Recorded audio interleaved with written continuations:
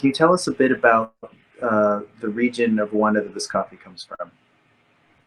Yeah, this coffee comes from Northern Province, which is north of Kigali, which is an area that's a little bit less known for specialty coffee in Rwanda. A lot of people might be familiar with the Lake Kivu region or down in the south where some of the first co-ops um, formed and kind of popularized Rwandan specialty coffee. Um, the Northern Province has some of the highest mountains, so it is some of the highest elevation. And this group that we're talking about, Kinini, in large part, introduced a lot of new seedlings to be planted and grown in this area. So coffee has been there for a bit, but it's definitely seeing an uptick in the amount that's being planted and harvested there. Hmm. When did you start working with Kinini Village? When did Craft Cup start working? We've been importing their coffee for the past 3 years, I believe, and I think we met them 4 years ago. Yeah. We've been working in Burundi for over a decade, and 4 years ago, on our way to Burundi, we stopped into Rwanda and first met the team behind Kinini as they were planting a lot of these trees that I was just mentioning, really just getting started. Yeah. And so, yeah, about 3, 4 years.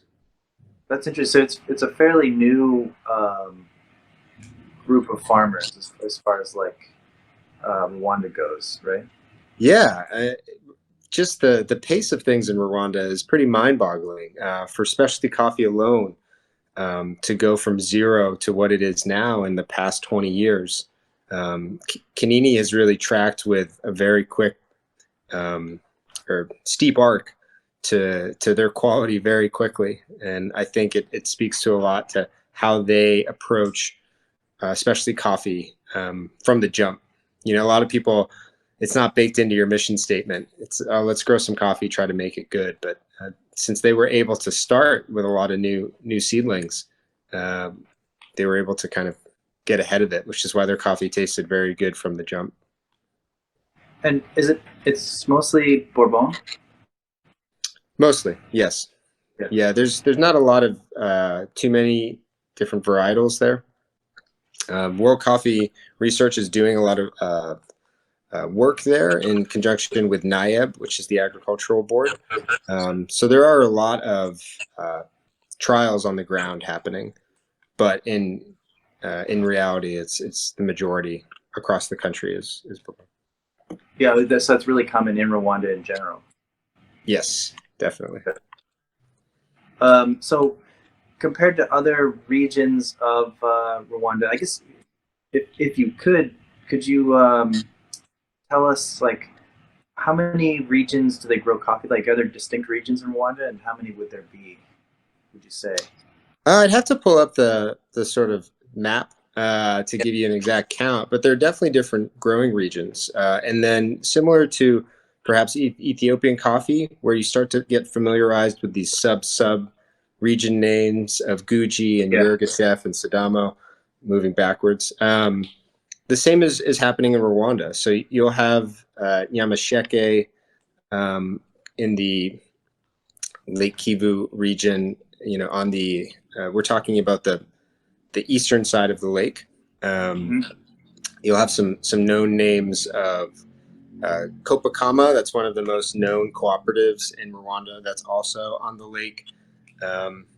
We're generalizing because coffee can be so different from hillside to hillside, but I guess for a general reference point, a lot of that area of the country has bright citric, high acid coffees, and I think that's prized there.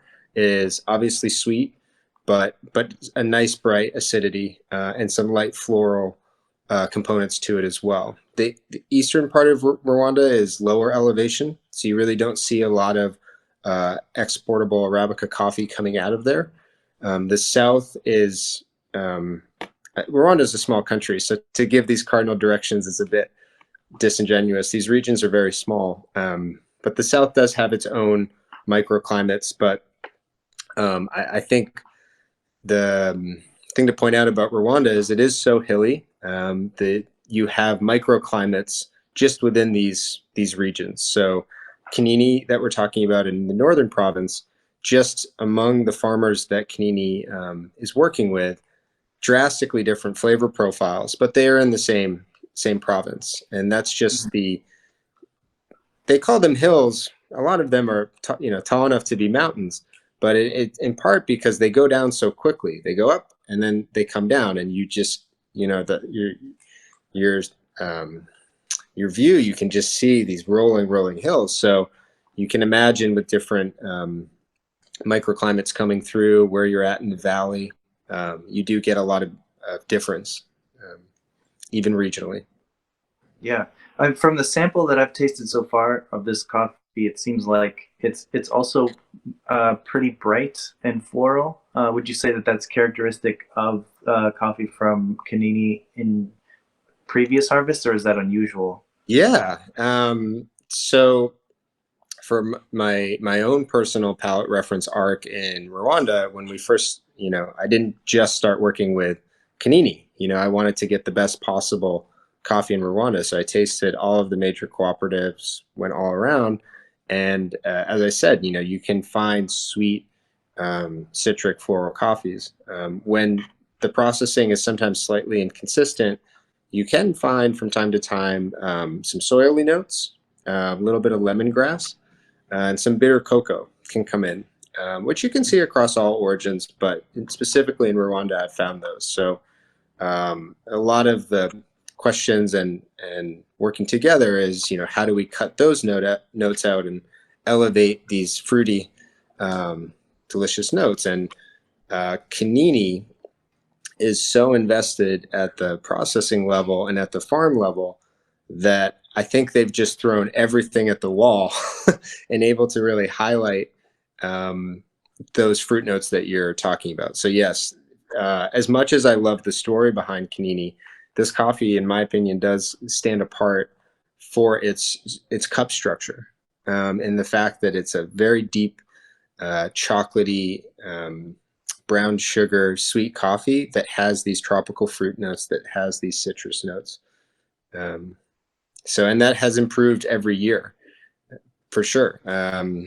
We've cupped across many different catch basins within the Kinini group, and this particular one that we're chatting about now is the Kinini Village, is directly located around the washing station, and that especially has seen a meteoric rise, probably in part due to its proximity and the ability to get coffee processed quickly as well. Oh, interesting. So it's kind of like it's the logistics of getting it from the farm to the mill are a bit easier with this lot.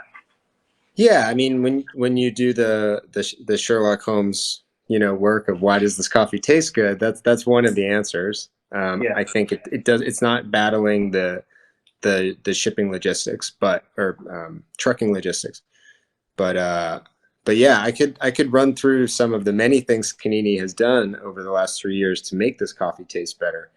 But I think Cool. specifically with this group, it is. I don't want to jump ahead to other questions here, but this group is made up of 175 members of a single cooperative called the Cooperative Coffee Rusiga Sector Cooperative, and they're all women, and they are been working together since 2017. So every year we've bought this lot. Those women were taking ownership of it and are very invested in what Kanini is driving towards from a quality standpoint. So I think more than the proximity, they are the ones who should get the credit for this coffee getting markedly better. So they're like they seem really like dynamic and well organized. That's what I'm hearing, at least from what you're saying. Yeah, and if I may, just to zoom out for a minute, the Yeah. Kanini project in general was started by two people, Jackie and Malcolm, and they about 12, 15 years ago, they started a school in eastern Rwanda where um, children and mostly orphans from the genocide, it was a school for them in Jackie's hometown. And then they wanted to expand what the services they were providing for people. So they opened a pharmacy, a microfinance lending institution, anything that they could do to benefit the community. And over time, they thought this is a great nonprofit, but we have to fundraise every year for it. And they looked for a way to have meaningful, sustainable impact on smallholder farmers and Rwandans. So they looked all around Rwanda for an area that they could invest in and invest in farmers to start the Kinini project. And the only reason that they ended up in the northern province is that the local officials there were the most responsive to what they were trying to do. And they said, sure, come on in and support farmers here. Um, so they started about 5 years ago, which is pretty amazing to get to an export grade level of quality in a year, a year and a half. And they work with quite a few farmers. Some of these farmers weren't growing coffee before, some were. They're organized in different ways. And Kinini really built a washing station and now a brand and to help sell these farmers coffee. So sometimes they gave them trees training. They've done everything from gender equity training to processing. They support farmers with things like satellite technology, a company called WeatherSafe that tracks their farms from space with digital imaging to help tell them when to put more compost or what they need to do from a pruning standpoint.